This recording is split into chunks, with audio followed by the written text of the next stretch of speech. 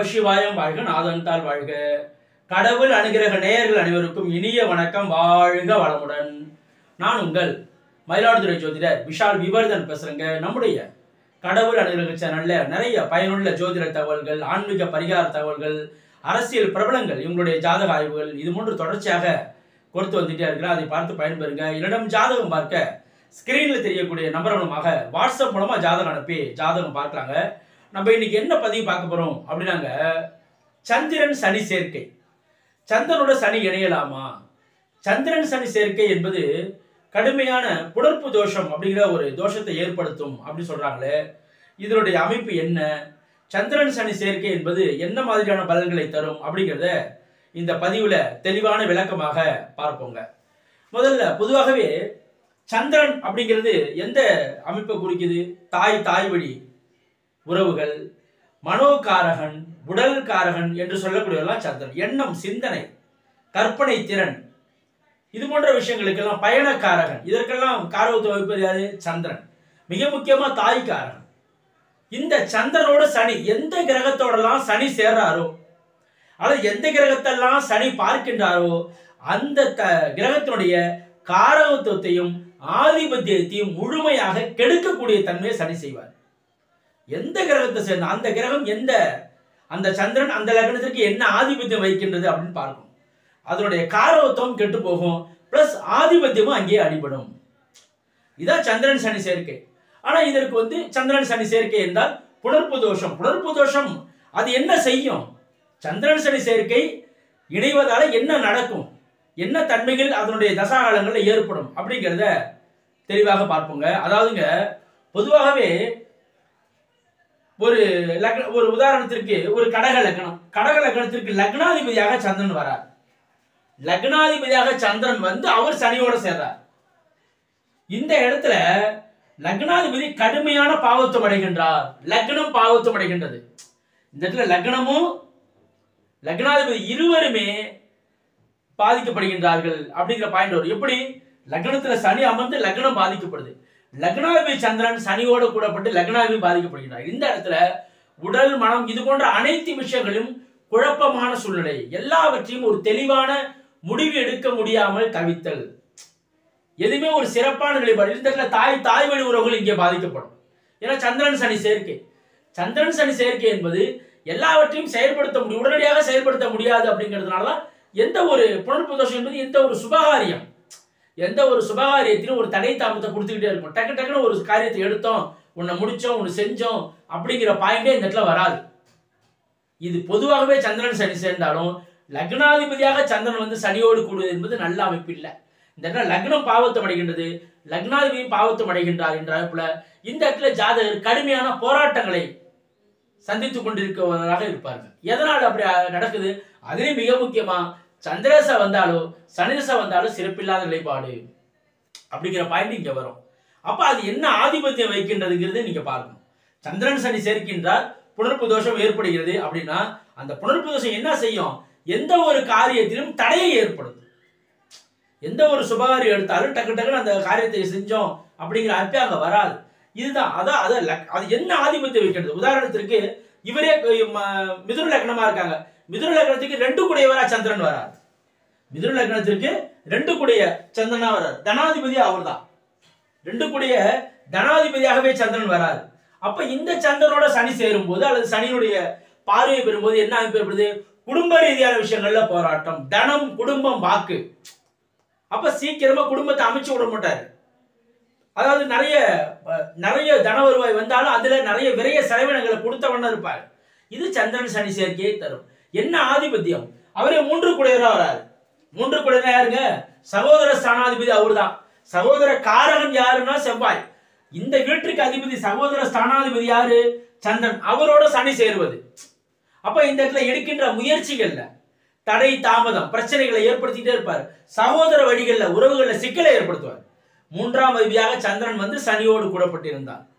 ஆனா எல்லாவற்றுக்கும் 3 விஷயங்கள் நீங்க பார்க்கணும். ஒண்ணு, காரக கிரகம், ஆதிபத்தியத்தையும் பார்க்கணும். எதற்கும் 3.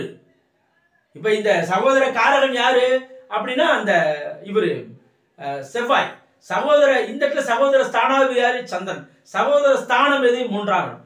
ஆதிபத்தியம், அதனுடைய அதிபதி, அதே போல காரக கிரகம், எல்லாவற்றையும் நீங்க சிந்தித்து பார்க்கணும். அப்ப இந்த இடத்துல நீங்க பாருங்க, மூன்றாம் அதிபதியாக வந்து சந்திரன் சனி எடுக்கின்ற முயற்சிகள்ல தடை தாமதம், சகோதர வழிகள்ல பிரச்சனைகள். இவரே நான்காம் அதிபதியாக வருகின்றார். நான்காம் அதிபதியாக வந்து சந்திரன் சனி சேர்க்கை இருக்கு. அப்ப இது போன்ற இப்படி என்ன ஆயிடும், தாய் வீடு உறவுகள்ல சிக்கல் வரும். நான்காம் இடம் வீடு, வண்டி, வாகனம், இது போன்ற விஷயங்கள்ல உடனடியாக ஒரு வீட்டை ஆரம்பிச்சோம் ஒண்ணு முடிச்சோம் செய்ய முடியாது, தடையை ஏற்படுத்திட்டே இருக்கும். ஒரு வண்டி வாகனத்துல பிரச்சனைகள் இருந்துகிட்டே இருக்கும். இது எல்லாம் நான்காம் அதிபதியாக சந்திரன் வந்து அவர் சனியோடு கூடினாலோ அல்லது அவர் சனியினுடைய பார்வையை வாங்கினாலோ இந்த பாயிண்ட் நீங்க வரணும். ஐந்தாம் அதிபதியாக சந்திரன் வராது.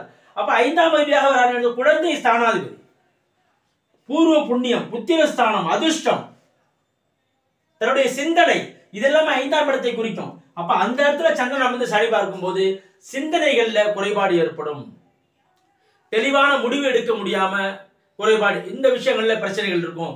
இது போன்ற அனைத்தையும் தருவார். குழந்தை பாக்கியத்திலே குறைபாடு சந்திரன் சனியோடு சேர்ந்தார். இந்த எல்லாவற்றிற்கும் விதிவிலக்கு இருக்கு. சந்திரன் சனி சேர்க்கை இருக்கின்றது ஒரு குரு பார்வை, பரவாயில்லை, ஒரு குருவினுடைய பார்வை. ஆனால் முதலில் பாவத்துவமான அமைப்பு செயல்பட்டுதான் பிறகு சுபத்துவமான அமைப்பு செயல்படும். அப்ப இந்த இடத்துல சந்திரன் சனி சேர்க்கை என்பது நல்ல அமைப்பை தருகின்றது. இவரே ஆறாம் அதிபதியாக வந்து சந்திரன் சனி சேர்ந்திருக்கின்றார் கும்ப லக்னத்திற்கு. இந்த இடத்துல கடுமையான கெடுபலனை செய்வார். சந்திரச 10 வருடமும் ரொம்ப பாதிப்பான திசையா இருக்கும் சந்திரன் சனி சேர்ந்திருந்து. ஏன்னா ஆறாம் அதிபதி இங்கே கடுமையாக பாவத்துவம் அடைகின்றார். கடுமையான கடன், வம்பு, வழக்கு, நோய், எதிரி, பிரச்சனைகள் எல்லாமே வரக்கூடிய தன்மைகளை சந்திரன் சனியோடு கூடப்பட்டு கும்ப லக்னத்திற்கு தசை நடத்தினார். ஏன்னா ஆறாம் அதிபதி அவரு 7ஆம் அதிபதியாக வந்து சந்திரன் சனியோடு சேர்ந்திருக்கின்றார். அப்படின்னா மகர லக்னம். அப்ப இந்த இடத்துல சந்திரனோடு சனி சேரும் போது இந்த இடத்துல கலத்தர ரீதியான விஷயங்கள்ல, மனைவி ரீதியான விஷயங்கள்ல அடிக்கடி கருத்து வேறுபாடுகள் அல்லது சீக்கிர திருமணத்தை கொடுக்க முடியாத வழிபாடு இதெல்லாம் ஏற்படும். சந்திரனோடு சனி இணைவது 8ஆம் அதிபதியாக சந்திரன் வந்து சனியோடு கூட கூடாதுங்க. ஏன்னா 8ஆம் அதிபதியில என்ன அர்த்தம், திடீர் அதிர்ஷ்ட வாய்ப்புகளுக்கு அவர் தான். ஆயுள் ஸ்தானாதிபதியாக சந்திரன் சனியோடு கூடுவது என்பது சந்திரன் கடுமையான பாவத்துவத்தை அடைகின்றார் அப்படிங்கிற போர். இந்த இடத்துல 8லே சனி இருக்காரு. அப்ப 8ல சனி இருந்தா தீர்க்க ஆயுள் தானே சார். ஆனா இந்த சந்திரனுடைய தன்மையை நீங்க மிக முக்கியமா இருக்கணும். 8ல சனி தான் தீர்க்க ஆயுள் தான். ஆனா இதே சந்திரன் அமாவாசை சந்திரனாக இருக்கக்கூடாதுங்கிற பாயிண்ட் வரும். இந்த இடத்துல ஒரு அமாவாசை சந்திரன் வந்து சனி இருந்தாங்கன்னா 2 சனி இந்த இடத்துல இருக்காருங்கிற பாயிண்ட் வந்துடும். இந்த இடத்துல ஓரளவுக்கு அது ஒரு ஒளிபொருந்த நிலையில இருக்கும். ஏன்னா 8ஆம் அதிபதி பிளஸ் சந்திரனோட சனி கூடும் போது இந்த இடத்துல சந்திரன் 8ஆம் அதிபதியாக அவர் பாதிக்கப்படுகின்றார்.